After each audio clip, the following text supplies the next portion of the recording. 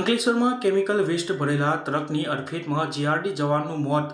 રાજપીપળા ચોકડી પાસે અકસ્માત, બાઇક સવાર મહિલાને ગંભીર ઈજા।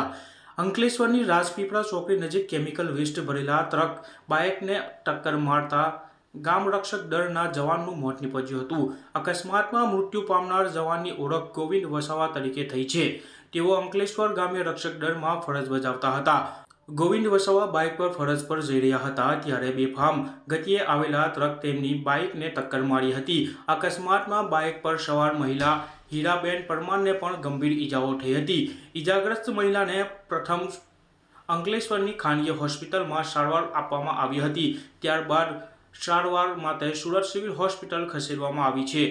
પોલીસે તપાસમાં સામે આવ્યું છે કે અકસ્માત સર્જનાર ટ્રક કેમિકલ વેસ્ટ ભરેલું હતું। પોલીસ ટ્રક ચાલક વિરુદ્ધ ગુનો નોંધી આગળની કાયદેસરની કાર્યવાહી શરૂ કરી છે।